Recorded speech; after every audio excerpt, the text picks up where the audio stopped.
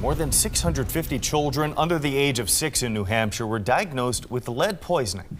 Not all children, however, received the necessary blood test to detect lead exposure, so the actual number could be much higher. And today, New Hampshire State epidemiologist Dr. Benjamin Chan is joining us to discuss lead poisoning. Thank you so much for joining us today. My pleasure. Thank you. Now, lead paint was banned in the 1970s, so a lot of folks might think, how are kids still getting exposed, right? Is it a common occurrence? It is, unfortunately, and most kids are exposed to lead either through breathing or ingesting lead, usually in the form of lead dust or lead paint from old housing. So more than half of New Hampshire's housing stock was built before the 1978 ban on the use of residential lead paint. So there are many homes out there with paint in disrepair, cracked, chipping paint, houses that have lead paint, areas of like friction and high use like doorways and windows can wear down lead paint and cause lead dust.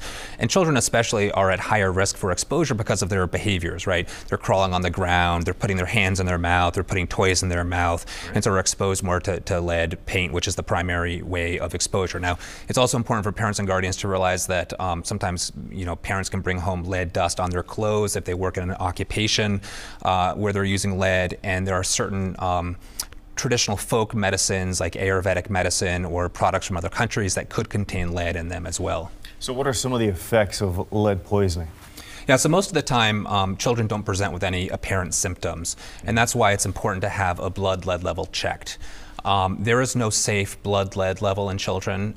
Any exposure, we believe, can affect neurocognitive behavioral development. That includes stuff like lowering IQ, affecting learning and memory, having adverse effects on memory and attention behavior. And children, especially under the age of 6, are particularly susceptible to these toxic effects because of the developing brain and central nervous system. So, $1 million question is, what should parents do to protect their children from lead poisoning? So there's two general things. The first is that all children should be tested for a blood lead level at ages 1 and 2. And if there's a child that's under the age of 6 that's never been tested, they should be checked at their next appointment, partly because, again, most children won't present with symptoms. The second thing is obviously to avoid exposing children to lead and lead dust. Any home that's built before 1978 should be assumed to have lead paint in it unless tests show otherwise. And so any cracked or chipping paint should be remediated. Any renovations that are done on the home should be done in a lead safe way, and pregnant women and children should avoid these areas. And then there are some practical steps like hands and toys should be frequently washed. Windowsills and floors should be routinely wet mopped or wet wiped every 2 or 3 weeks to pick up any lead dust.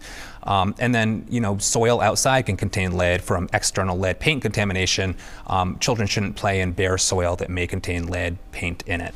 All right, some great information. Dr. Chan, thank you so much for joining us today.